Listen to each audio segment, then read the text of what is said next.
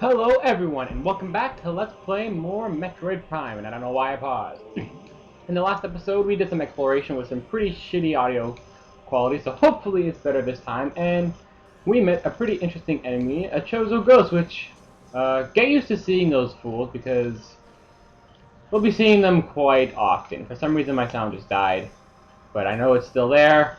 I know it's still there, so anyway, just jump in this guy's hands right here.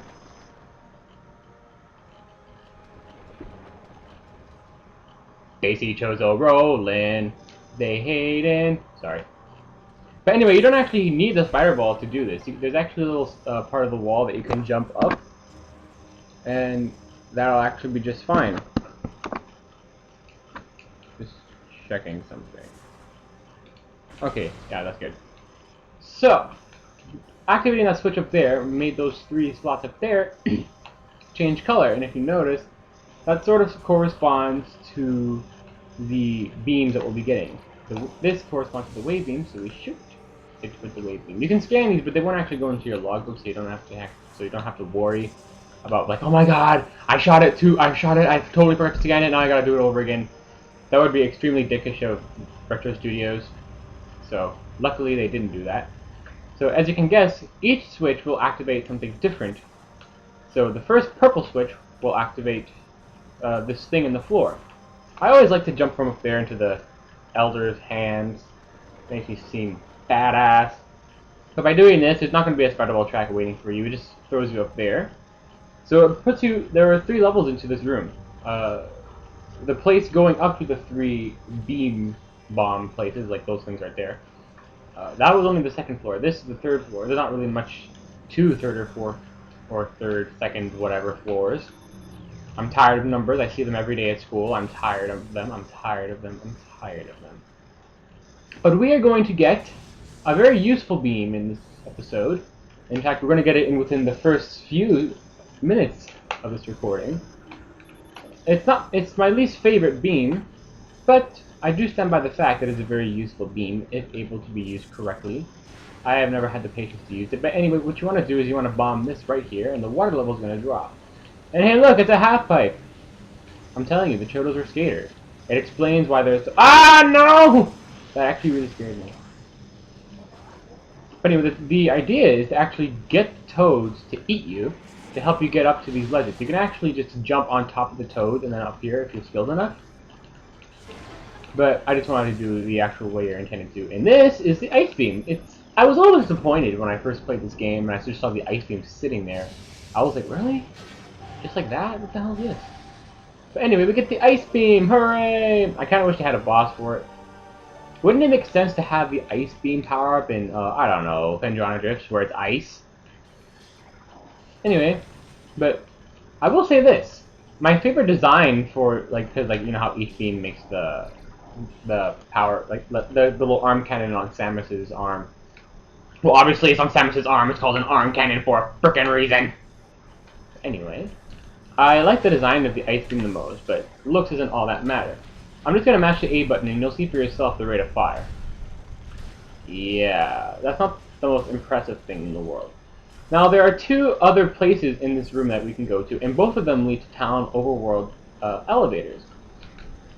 And there are some things that we can do on both transports, and there are places that we've never been to before.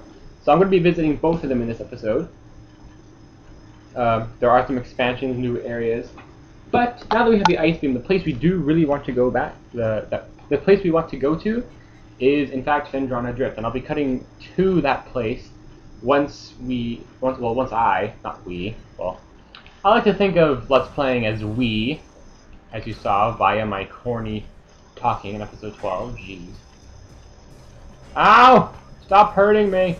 But there's a missile expansion here, and there's something of very peculiar interest that you'll like. So this is the missile expansion I was talking about, surrounded by venom weed. It hurts! I think the sound's glitching. Or was it? I'm not sure. it usually glitches. But over here, hang on. This is how the ice beam can be useful. These guys work like Metroids. You shoot them with the ice beam, and if you get one shot off of them, 1 missile will be good enough. So it's very good for ammo. And I just saw Samus's face in the reflection. Awesome. If I remember, you can actually scan this thing. Hilariously enough, but I don't think you can now. Yeah, you can. I'm gonna... Wait, was that a demo? Can I get back up? No, I can't! No! Well, I'm gonna have to cut back to that Chozo room. Damn, it's gonna be a long walk. But this place should look familiar if you really pay attention to the what's the word? Like the environment in the first couple of episodes, because this is the ruins of the space frigate Orphean. It didn't just, you know, go away in space, never to be seen again. Aha, one ice beam was enough to kill you. Let's scan this.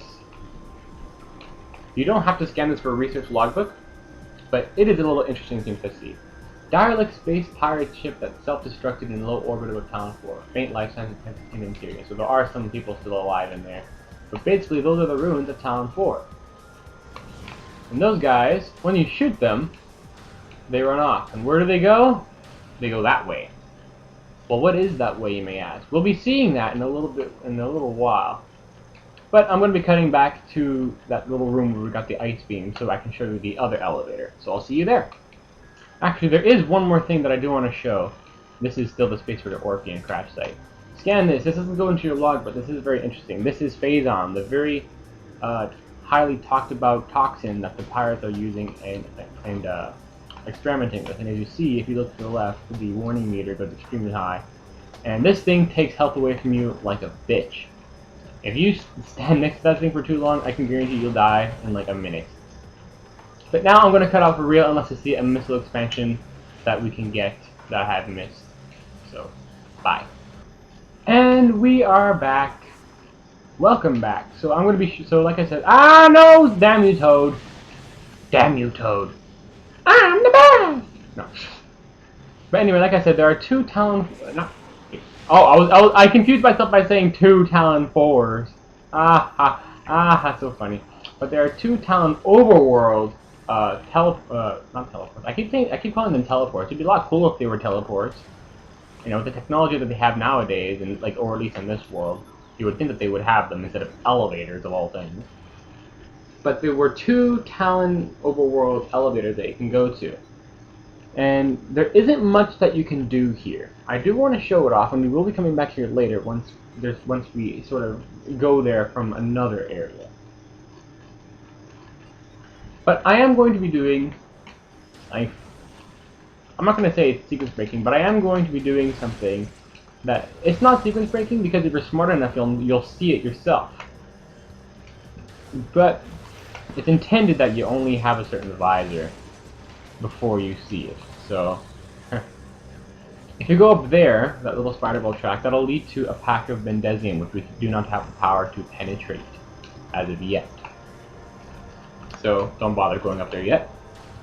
Now, if you notice, I'll go over there. If you jump, you'll stop in midair. Why? Well, if you look really carefully, as you can see, I don't know if it'll show up on your screen or not. I probably will. But the water is stopping in midair. Why? You know. So that's sort of a little clue. And normally, there's actually a platform here, but you can't see it, and you see it with another visor, not with the thermal. It's with the last one that we've yet to get. But by using this, we can get to this door over here. So we're getting this a little bit sooner before we're intended to, but it's good for time constraints. And I've seen some people do this game blind and still see that platform and be like, holy shit, there's an invisible platform there, what the hell is that? If you go down that little tunnel down there, you'll just reach a bunch of cage bars. You won't be able to get through, you can only go through them from the other side. So don't bother going down there. So now I'm going to be cutting to, what should I do next? I'm going to be going to Phendrana Drifts, actually. The reason I'm going to be going to Phendrana Drifts is because that's where we're intended to go now that we have the ice beam. We're going to get a pretty epic power-up, and it's, again, another power-up that you don't fight a boss for, which is I'm a little bit disappointed about. I wish they would have had a boss, at least. Like, if they had a boss, because like it's sort of like a continuation of a power-up we've already received. For those of you who've played this game, you'll know what I'm talking about. But it's kind of disappointing because if they have that, You know, like if they have a boss for the first part of that series of power-ups, why not for the second? You know what I mean? But now they have the ice beam. Let's go to this new way. And oh my God, Chozo Ghost, let's go away.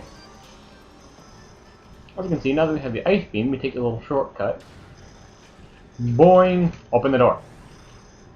And we're gonna appear a little bit sooner, but I'm going to make haste. I'll see you guys in Phendrana Drifts. Hey guys, I lied. I'm going to be cutting to Phendrana Drifts in just a second, but this is the room I was talking about in the last episode. That no! That you fall into lava. Epic. I'm just fucking around. I'm usually not very careful about my health in like transitional areas like this. I usually just power through things. But anyway, this is the area that I was talking about in the last episode, where I said that it goes back to the main hub before the first elevator to Phendrana Drifts. This you could have gotten earlier, but I actually kind of forgot about it. But there's a mythical expansion right then and there, so it's very useful. But now I might as well continue and show you the path to that new room now. Making sure I'm going the right way this time. Huh.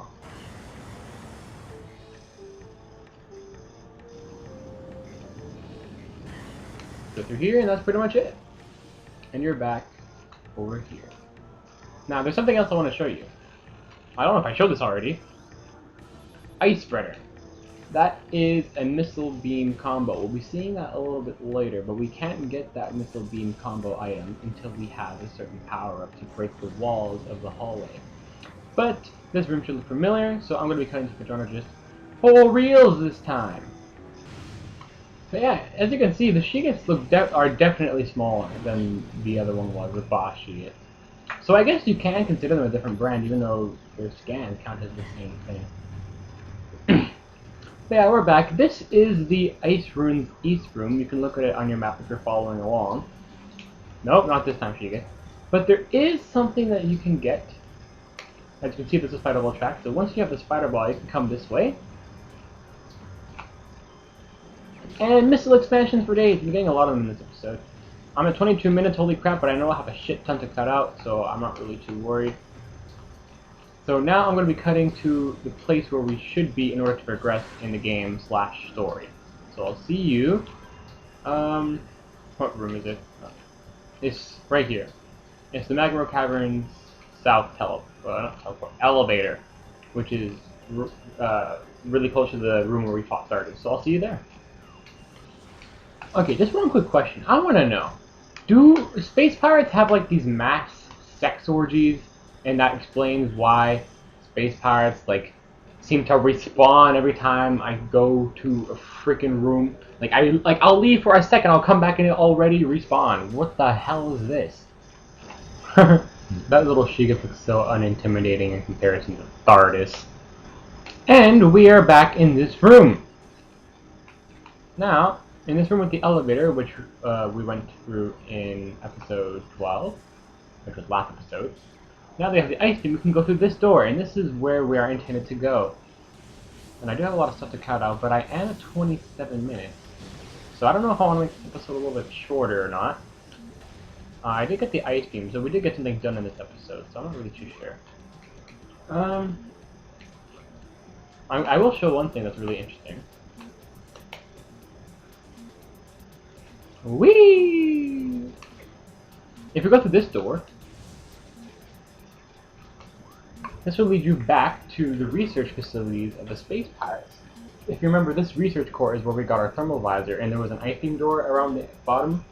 Yeah, now that we have the ice beam, we can go back there if we miss anything or we want to explore it some more. So it's a very nice way to transition from here to there. And I guess I should mention also that this is the area that is widely known as Techno Phendrana. I guess the actual title would be Phendrana's Edge, or the second area of Phendrana. But a lot of people call it Techno Phendrana, and I just overall think that sounds way awesomer. So that's how I shall be referring to it. I already scanned you.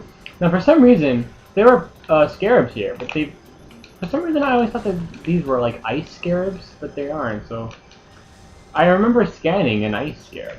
Now this is a pretty interesting enemy. Well, he's not an enemy. This guy is your friend, actually. He is a glider. He's pretty much like a grappling point that moves around. So if you wanted to do some effective grappling and... Oh my god! What the fuck is this thing? Hunter Metroid? Hey, I'm the bounty hunter. Stay away. So this guy is a very interesting Metroid in the fact that he doesn't... Yeah, he grabs onto you. Well, obviously regular Metroids will grab onto you. But a Hunter Metroid, they don't like go to you, they use their tentacles to bring you to them, which is very interesting. Now this room is a nightmare in the trilogy version. You want to know why? Because in the trilogy version, you have to actually aim with those things, and that is extremely difficult. So I kind of wish they would have done something easier for the trilogy version in terms of those falling spikes. But you know what? There's a save station here. This episode might be a little bit shorter. If it is, I apologize, but I am at 30 minutes right now, and I don't want to overdo anything. So, in the next episode, I'm going to be meeting you guys, well, here. See you then. Damn weird, glitchy video. Me.